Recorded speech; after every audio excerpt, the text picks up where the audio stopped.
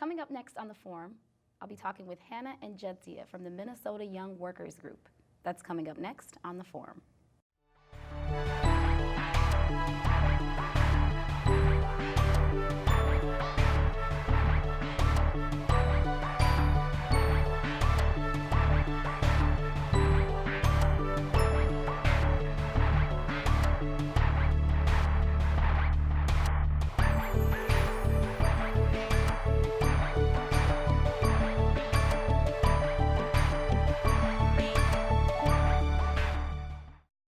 Hi, I'm Sanni. Welcome to SPNN's Forum.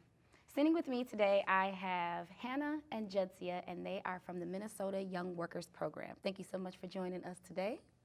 Absolutely, glad to be here. Thank you for having us. All right, so you're welcome. So, as I always do with everybody, I jump right into it. Tell us the basic things about the Minnesota Young Workers Program. Just the basics. So the Minnesota Young Workers is a collective of union and community members that are working together for labor rights, human rights, workers' rights, really pulling our strengths together to make some things happen. Okay. And we represent folks in any sort of working position. You know, if you get paid or don't in some cases, Okay. You know, you can be part of our activities. Volunteer, internship, all that stuff. Is okay. Yeah. Okay. Absolutely. All right. When you say making things happen, what do you mean specifically? Absolutely. So Minnesota Young Workers does a number of different events, opportunities, meetings, actions is kind of what we're really focused on. Okay. But these are opportunities for young people to be involved in social justice, I think would be a really great way to frame that. What would you say, Jadzia? Yeah, we try and support all issues that affect workers' rights, whether it be, you know, women's rights or GBLT issues, or, you know, right now there's obviously a lot of issues around race going on in the country. We were just in Chicago, talked quite a bit about it at our national conference, and it's a really significant issue for young folks to try and, you know, bridge these gaps and have real equality in our communities. Absolutely. So when you say you went to Chicago, what event was this in Chicago? Yeah. So Chicago was a collection of young workers from, well, all states in the U.S. There were also Canadians and people from South America there. But it was a collection of young people identifying as workers and then using that as a platform to make change. Okay. So increasing workers' rights, rallying together against something like right to work in Wisconsin, really pulling our weight and seeing what young workers can do to address these issues. Okay. Is this something that happens annually? Biennial. Okay. Okay. So, Yeah. yeah. The And, last one was in Minneapolis, I think. Yeah, the last one was in Minneapolis in late 2011. Okay. Okay. What are some of the workers' rights issues that you are trying to change? Sure. Well, right now, obviously, there's a lot of focus on Wisconsin. There's also a national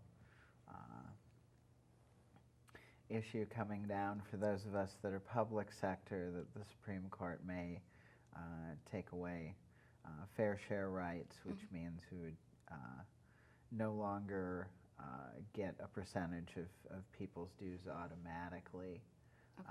We would have to organize everyone, and which I'm a big fan of personally. I like having one-on-ones with all of my members and everyone in constituent groups that I work with. I think it's the way that unions should be. I think we started, for a long time, we started to look at the world the way that business and human resources looks at work, that they reduce people to numbers. You know, when you say fair share, what do you mean? I don't understand. Or dues, what did you mean? To be part of a union, you have a set of rights. You know, we protect you in the workplace from issues, and you pay a tiny bit of your salary for that.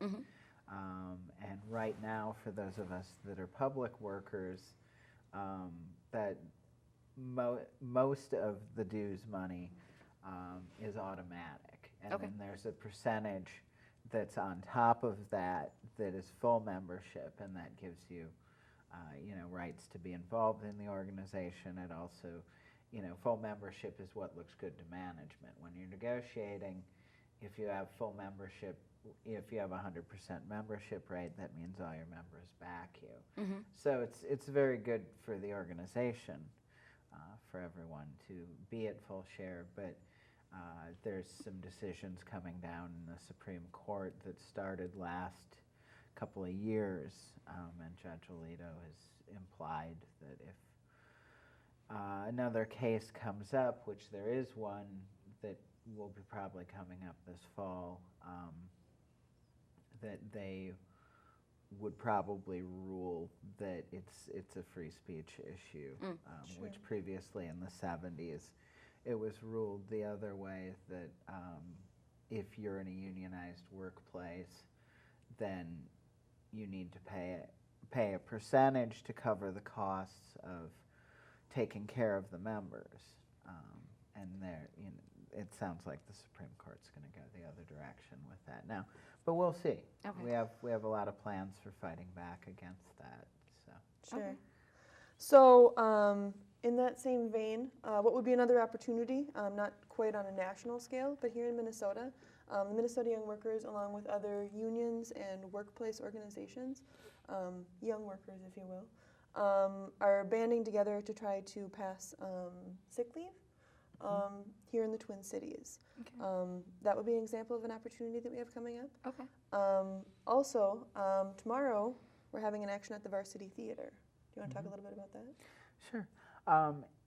Tomorrow there is a forum that's being hosted by NPR and the Citizens League, and it's all about worker issues from management's perspective. And we Okay. feel that if you don't involve the workers in the discussion, that you're not going to really have a fair conversation about the subject. And as one of our coworkers said, it's there's not a fair,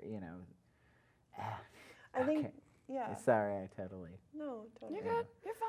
So Okay. I think the notion behind the Policy in a Pint, which is kind of the bigger program that's hosting 21st Century Workforce Development, is the name of the program tomorrow at the Varsity. And the notion is that it's going to be a community conversation about what it takes to have a 21st century workforce. Okay. The unfortunate part that the Minnesota Young Workers and other members of the labor, education, and public policy communities saw with this is that it's really only 3 CEOs Okay. from Minnesota companies that are having this discussion. So they are the ones who are voicing what they see are issues Well, of that's the employees. precise. Okay, Yeah. So okay. that's kind of what we see in it as well. Okay. And So they're talking about what they feel. This is the is original proper. setup. Yeah, this is what Yeah, they this feel is- is the proper way to discuss workers' So rights how are issues. you guys coming in? Did you just Sure. get word of this happening and you are saying you're going to come along and Well, as definitely as community members, I mean, I listened everything to that's NPR. going on? Mhm. Yeah, so I mean, when I heard about this, obviously we went ahead and told members of Minnesota Young Workers and other members of our communities.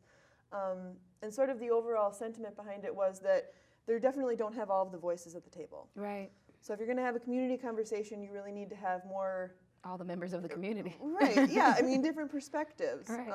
Obviously outside of business and executive level. Mm-hmm. So that's kind of where we came into this. We've got members of Minnesota Young Workers, members of the AFL-CIO, along with IBEW and teachers that are mobilized and attending this tomorrow. Okay.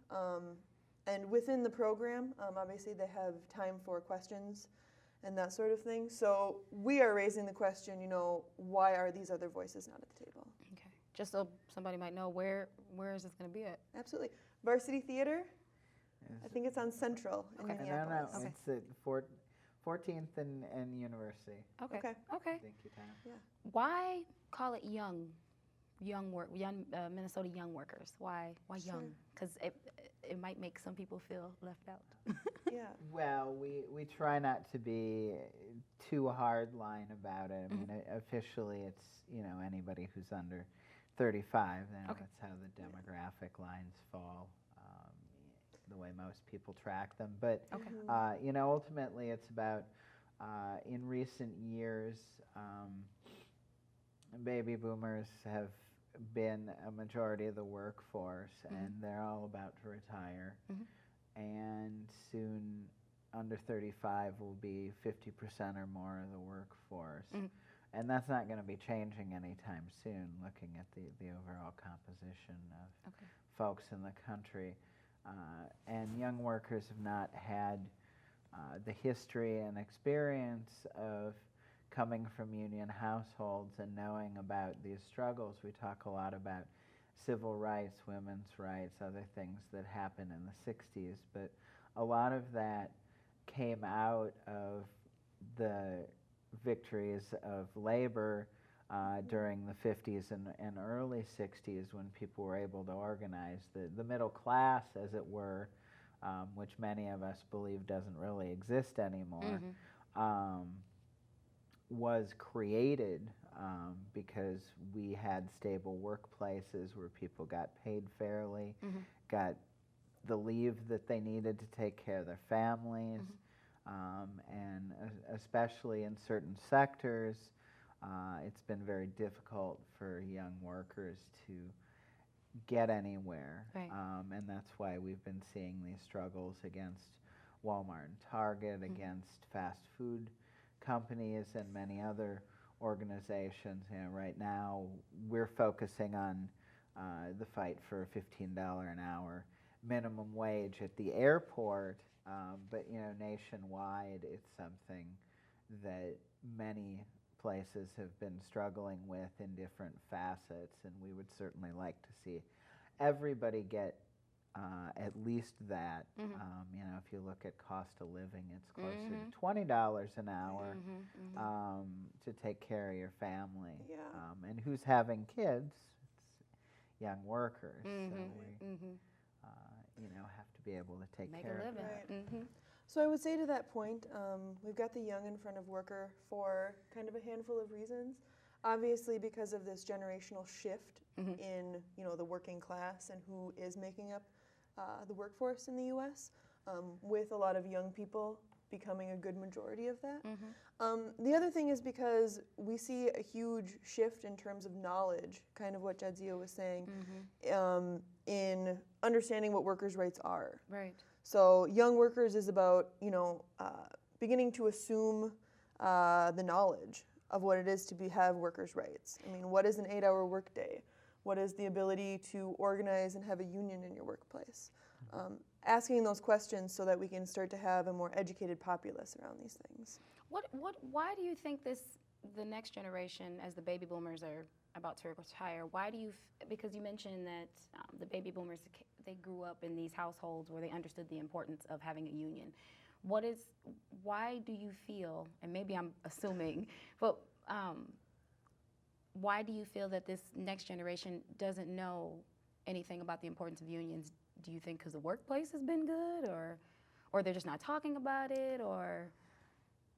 I would say, again, for a handful of reasons, that Is it there maybe has culturally, there's obviously some cultural things. Yeah, in there. I mean, I would Okay. say that there's been a cultural thing. There's been a demographic shift. Okay. There's been a workplace shift in terms of having that knowledge and having that infrastructure of a union or worker representation at the table when it comes to bargaining for your pay and your benefits and so on. There's been a shift from having those items in place and then learning that while in the workforce to having a lot of workforces that don't have that sort of infrastructure. They don't have that sort of pre-existing knowledge that you have rights as a worker. Right. Okay. What are some of the? Oh, I'm sorry. Go ahead. I'm sorry. Also, early in the Reagan years, attacks on unions became very commonplace in the media, and that's obviously 2 generations ago at this point, and many of us would point to that, which began with PATCO, the air traffic controllers strike, which the federal government stepped in and prevented effectively. They said it was a matter of national security, and since that point, it's sort of been a constant barrage leading up to things like what's happening in Wisconsin right now. The people with a lot of money in the society don't want workers to have rights. And they've made it very clear that they don't think that we deserve the same things that they have. So it's been quite a lot of years that people have only been hearing negative things about the working class, and even the idea of class struggle. I mean, even less than a decade ago, when Obama was running first time around, he would make comments like, "Oh, we don't want to talk about class, except the middle class." But it's always been working class versus the people with the money. Right. Okay. So, what has it's a two-part question. What Sure. has been the biggest obstacles in getting the information to young people, and what has been your impact after they receive that information? Sure. So, starting with the obstacles, so Okay. we can end on a good note. Okay, right.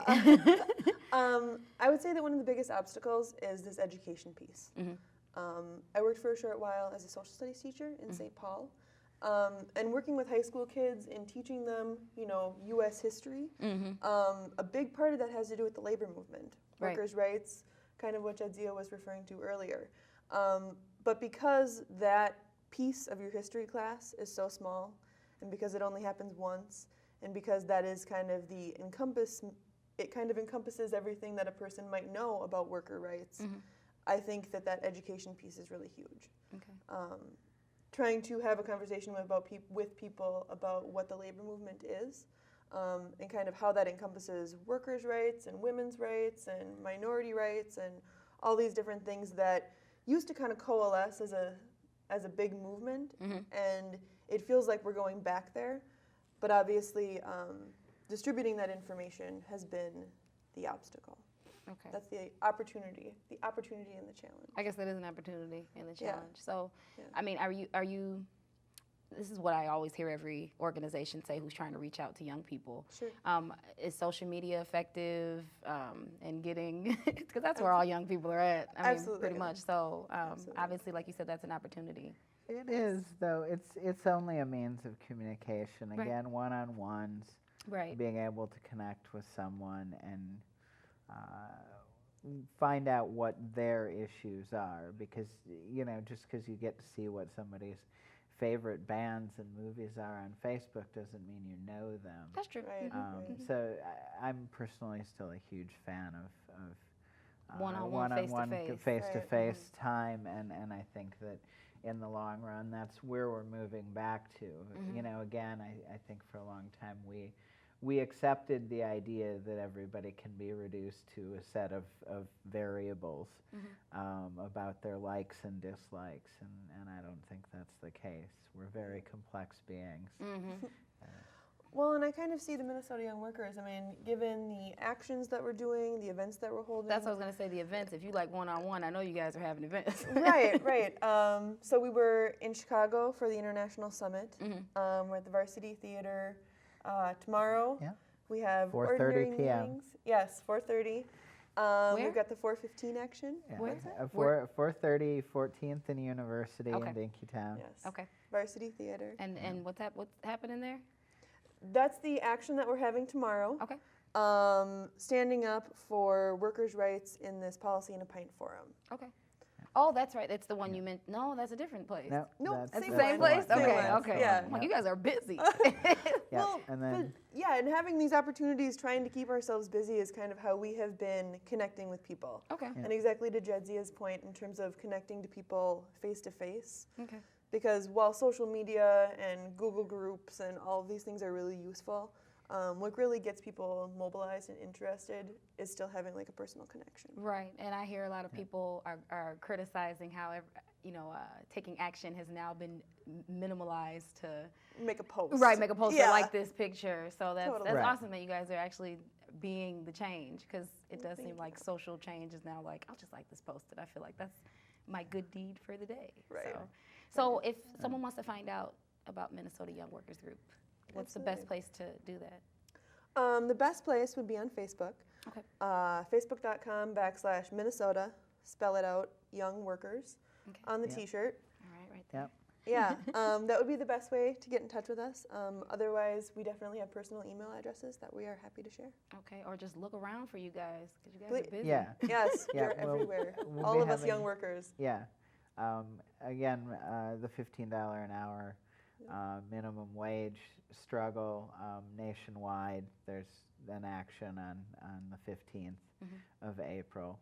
That's a Wednesday. 4:15. When you say an action, you mean like where you will an appearance? Oh, this Yeah. is like it's like an This is- organized protest. This Oh, will okay. be a major rally Okay. in March. It'll be at the University of Minnesota as well. We'll be starting at the administrative building and visiting the McDonald's in Dinkytown and some other local businesses that are not as supportive of the idea of workers getting paid more. And we want to let them know that that means a lot to us. And then after that weekend, we have our next meeting, which Yes. will be on the 18th. Okay. May And we'll Day. and then May Day is coming up, speaking of labor history. Okay. May Day, of course, is the original Labor Day. Mhm, The rest of the world still celebrates it as that, and I don't want to get into the Okay. whole history That's lesson. another Why interview. that's a very Yes. long topic, and it Okay. had to do with FDR negotiating to try and get the business community to accept some of the reforms in the New Deal. And in a way, it was actually good for the workers, but it's also an erasure of history, which is what the Yeah, I was business going to say it's community kind of changing it so at people that aren't able to time pinpoint intended. things. That, Right. You know, May Day is the celebration of the struggle in Chicago in 1888 for the 8-hour workday. And a lot of other things came out of those struggles, but that in particular, and that's, like I say, celebrated all around the world except centralized here in America. But we're going to be having a march. We're going to be working with some of our immigrant allies and having a march in South Minneapolis, starting at Nicollet and Lake at 2:30. It's in the afternoon. Yeah, it's in the Yeah. afternoon Okay. of May 1st. But if you connect with us, we'll get you that info. Well, all righty. Well, Hannah and Jadzia, thank you so much for coming out and explaining some stuff for me. Thanks for having And us. good luck for your actions and your events that's coming up. You guys sound really busy. Thank you. I'm Sanni, and you've been watching SPNN.